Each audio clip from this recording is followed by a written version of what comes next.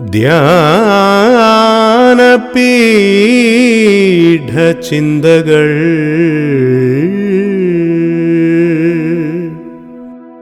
ധ്യാനപീഠചിന്തകൾ, a devotional thought for worship. കർത്താവും രക്ഷിതാവുമായ യേശുക്രിസ്തുവിൻ്റെ അതിപരിശുദ്ധ നാമത്തിൽ എല്ലാ പ്രിയപ്പെട്ടവർക്കും ധ്യാനപീഠചിന്തയിലേക്ക് സ്വാഗതം. ഈ പ്രഭാതത്തിൽ നമ്മുടെ ധ്യാനത്തിന് ആധാരമായി 78-ാം സങ്കീർത്തനം 41-ാമത്തെ വാക്യം വായിച്ച് കേൾപ്പിക്കുന്നു. Psalm 78 verse 41. അവർ പിന്നെയും പിന്നെയും ദൈവത്തെ പരീക്ഷിച്ചു, ഇസ്രായേലിന്റെ പരിശുദ്ധനെ മുഷിപ്പിച്ചു. 78-ാം സങ്കീർത്തനത്തിൽ ഇസ്രായേൽ ചെയ്ത വ്യത്യസ്തമായ പാപത്തെക്കുറിച്ചും അവരുടെ പാപത്തിന്റെ പ്രവൃത്തികളുടെ വിശുദ്ധീകരണവും നമുക്ക് കാണുവാൻ കഴിയുന്നുണ്ട്.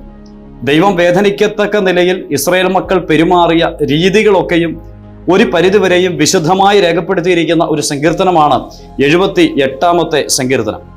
ഈ സങ്കീർത്തനത്തിൽ ഇവിടെ നാം വായിച്ച വേദഭാഗത്തിലേക്ക് വരുമ്പോൾ നാം വായിക്കുന്നു, ഇസ്രായേലിന്റെ പരിശുദ്ധനെ മുഷിപ്പിച്ചു എന്നാണ് വായിക്കുന്നത്. എന്നാൽ അതിന് തൊട്ടു മുമ്പ് 40 മുതലുള്ള വാക്യങ്ങളിൽ വീണ്ടും വീണ്ടും ദൈവത്തോട് അവർ ചെയ്ത ചില പ്രവൃത്തികളുടെ ഒരു വിശുദ്ധീകരണം കാണാൻ കഴിയുന്നുണ്ട്. 40-ാം വാക്യം, മരുഭൂമിയിൽ അവർ എത്ര പ്രാവശ്യം അവനോട് മത്സരിച്ചു, ശൂന്യപ്രദേശത്ത് എത്ര പ്രാവശ്യം അവനെ ദുഃഖിപ്പിച്ചു. അവർ പിന്നെയും പിന്നെയും ദൈവത്തെ പരീക്ഷിച്ചു, ഇസ്രായേലിന്റെ പരിശുദ്ധനെ മുഷിപ്പിച്ചു. ഇവിടെ ഇസ്രായേൽ മക്കൾ ചെയ്ത പ്രവൃത്തികളെ കുറിച്ച് പറയുന്നുണ്ട്. അവർ ദൈവത്തോട് മത്സരിച്ചു. അതിനെ സംബന്ധിച്ച് പറയുകയാണ്, എത്ര പ്രാവശ്യം, അത് എണ്ണുവാൻ കഴിയാത്ത വിധത്തിൽ ഓരോരോ സാഹചര്യങ്ങളിൽ അവർ ദൈവത്തോട് മത്സരിക്കുന്ന സ്വഭാവമുള്ളവരായിട്ട് തീർന്നു. അവർക്ക് വിശന്നപ്പോഴും അവർക്ക് ദാഹിച്ചപ്പോഴും ഒക്കെയും അവർ പെറുപെറുക്കുകയും ദൈവത്തോട് മത്സരിക്കുകയും ചെയ്തതായിട്ട് നാം വായിക്കുന്നുണ്ട്. അതുകൊണ്ട് പറയുകയാണ്, എത്ര പ്രാവശ്യം അവർ ദൈവത്തെ ദുഃഖിപ്പിച്ചു, എത്ര പ്രാവശ്യം അവർ ദൈവത്തോട് മത്സരിച്ചു. വീണ്ടും പറയുന്ന വാക്ക്, അവർ പരിശുദ്ധനായവനെ, അവർ ഇസ്രായേലിന്റെ പരിശുദ്ധനെ മുഷിപ്പിച്ചു എന്ന് വായിക്കുന്നു. വാസ്തവത്തിൽ ഒരു നാളും ചെയ്യുവാൻ പാടില്ലാത്ത ഒരു പ്രവൃത്തിയാണ് ഇവർ ചെയ്തുകൊണ്ടിരുന്നത്.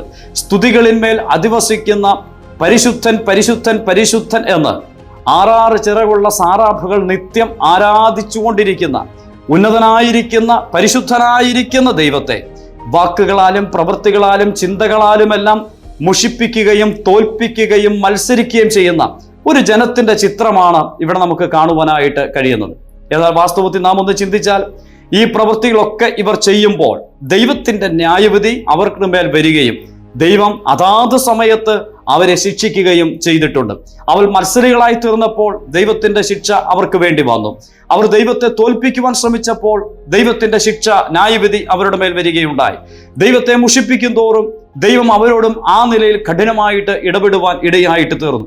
അങ്ങനെ ദൈവത്തോട് അവർ ചെയ്യുന്ന പ്രവൃത്തികൾക്ക് അനുസൃതമായി ദൈവത്തിന്റെ ന്യായവിധിയും ഈ ജനം ഏറ്റുവാങ്ങിയ ചരിത്രമാണ് നമുക്ക് ഓരോരോ ഭാഗങ്ങളിൽ കാണുവാൻ കഴിയുന്നത്. എന്നാൽ ഇന്ന് പ്രഭാതത്തിൽ എന്റെ ചിന്ത ഓടിയെത്തിയത്, ആ ഇസ്രായേൽ ജനത്തിൽ നിന്നും അല്പം പോലും സ്വഭാവം കൊണ്ട് വ്യത്യസ്തരല്ലാത്തവരായിരുന്നു നാനും നിങ്ങളും. വാസ്തവത്തിൽ നമുക്ക് ഇസ്രായേൽ പൗരതയുമായി യാതൊരു ബന്ധവും ഇല്ല എന്ന് നാം എഫേസ്യ ലേഖനം 2-ാം അധ്യായത്തിൽ വായിക്കുന്നുണ്ട്. എന്നാൽ നമ്മുടെ പ്രവൃത്തി വെച്ച് നോക്കുമ്പോൾ ഇസ്രായേൽ മക്കൾ ചെയ്തതിനേക്കാൾ ഒരു പടിയും കൂടി കൂടിയ പ്രവൃത്തികളാണ് ദൈവത്തിന് വിരോധമായി നാം ചെയ്തുകൊണ്ടിരുന്നത്. ലോകത്തിൽ ദൈവമില്ലാത്തവരായതുകൊണ്ട് തന്നെ ദൈവിക ചിന്ത നമ്മെ യാതൊരു നിലയിലും അലട്ടിയിരുന്നില്ല. അതുകൊണ്ട് തന്നെ നമ്മളിലുണ്ടായിരുന്ന പാപത്തിന്റെ മലീനസമായ ചിന്താഗതിയിൽ നാം മുഴുകി ലോകത്തിന്റെ വഴികളിലൂടെ സഞ്ചരിക്കുന്നവരായിരുന്നു. അങ്ങനെയെങ്കിൽ ദൈവത്തിന്റെ കൃത്യമായിരിക്കുന്ന ശിക്ഷയും ന്യായവിധിയും എന്റെയും നിങ്ങളുടെ മേൽ വരേണ്ടതാണ്, യാതൊരു സംശയവുമില്ല. കാരണം ഇസ്രായേൽ മക്കൾ അതാത് സമയത്ത് പാപം ചെയ്തപ്പോൾ ദൈവം അവരെ ശിക്ഷിച്ചിട്ടുണ്ട്. ആ ശിക്ഷ ഏറ്റുവാങ്ങിയ ജനമാണ് ഇസ്രായേൽ എന്ന് പറയുന്ന ജനം. ഇസ്രായേലിന്റെ പരിശുദ്ധനെ മുഷിപ്പിക്കുന്നവരായിട്ട് തീർന്നപ്പോൾ ദൈവത്തിന്റെ ന്യായവിധി അവർക്ക് വന്നിട്ടുണ്ട്. അതേ ഇസ്രായേലിന്റെ പരിശുദ്ധനെ ജീവിതത്തിൽ പാപ വഴികളിലൂടെ സഞ്ചരിച്ച് പാപത്തിന്റെ പ്രവർത്തികളാൽ വേദനിപ്പിച്ചുകൊണ്ടിരുന്നവരായിരുന്നു ഞാനും നിങ്ങളും. എന്നാൽ ഇന്ന് പ്രഭാതത്തിൽ ഹൃദയത്തിന്റെ ഏറെ സന്തോഷം എന്ന് പറയുന്നത്, അങ്ങനെ ജീവിച്ച നമ്മോട് സ്വർഗത്തിലെ ദൈവം കാണിച്ച വലിയ കരുണയാണ്. അപ്പന് മക്കളോട് കരുണ തോന്നുന്നത് പോലെ യഹോവയുടെ കരുണ നമ്മുടെ മേൽ വന്നപ്പോൾ അവിടുത്തെ നിസ്സീമമായ സ്നേഹത്താൽ നമ്മെ അവിടുന്ന് കണ്ടതുകൊണ്ട്, നമ്മെ സ്നേഹിച്ചതുകൊണ്ട് നമുക്ക് ഉണ്ടാകേണ്ട ശിക്ഷാവിധിയെ ദൈവം തൻ്റെ പുത്രന്റെ മേൽ ചുമത്തിക്കൊണ്ട് ആ ശിക്ഷാവിധിയിൽ നിന്നും നമ്മെ രക്ഷിപ്പാൻ ഇടയായിട്ട് തീർന്നു. ഈ പ്രഭാതത്തിൽ നമുക്ക് അതല്ലയോ ഓർക്കുവാനായിട്ട് കഴിയുന്നത്? നമ്മുടെ എല്ലാവരുടെയും പാപം സ്വർഗത്തിലെ ദൈവം തന്റെ പുത്രന്റെ മേൽ ചുമത്തുകയായിരുന്നു. യെശയ്യാ പ്രവാചകന്റെ പുസ്തകം 53-ാം അധ്യായം 5-ാമത്തെ വാക്യത്തിൽ നാം ഇങ്ങനെ വായിക്കുന്നു: എന്നാൽ അവൻ നമ്മുടെ അതിക്രമങ്ങൾ നിമിത്തം മുറിവേറ്റും നമ്മുടെ അകൃത്യങ്ങൾ നിമിത്തം തകർന്നുമിരിക്കുന്നു, നമ്മുടെ സമാധാനത്തിനായുള്ള ശിക്ഷ അവന്റെ മേൽ ആയി. അതിന് തൊട്ടു മുമ്പ് പ്രവാചകൻ പറയുന്ന വാക്കിങ്ങനെയാ: നാമോ ദൈവം അവനെ അടിച്ചും ശിക്ഷിച്ചും ദണ്ഡിപ്പിച്ചുമിരിക്കുന്നു എന്ന് വിചാരിച്ചു. വാസ്തവത്തിൽ നമ്മുടെ കർത്താവ് ശരീരമാസകലം മുറിവേൽക്കപ്പെട്ടവനായി കഷ്ടാനുഭവത്തിന്റെ അതിതീവ്രതയിലൂടെ കടന്നു പോകുമ്പോൾ അവിടുത്തെ ഒരു ചിന്താഗതി പ്രവാചകൻ പറയുക: നാമോ ദൈവം അവനെ ശിക്ഷിച്ചു, ദൈവം അവനെ അടിച്ചു, ദൈവം അവനെ ദണ്ഡിപ്പിച്ചിരിക്കുന്നു എന്ന് വിചാരിച്ചു. എന്നാൽ അങ്ങനെയല്ലായിരുന്നു.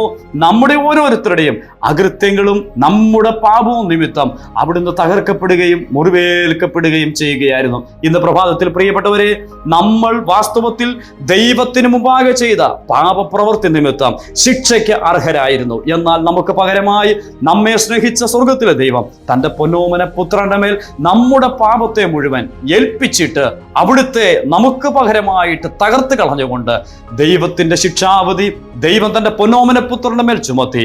ആ ശിക്ഷാവധിക്ക് അർഹരായിരുന്നു നമ്മെ അവിടുന്ന് വിടുവിച്ചു. ഈ സ്നേഹത്തിന് മുമ്പാകെ ഇന്ന് രാവിലെ നമുക്ക് സാഷ്ടാംഗം വീഴാം, സകല മഹത്വം അർപ്പിക്കാം.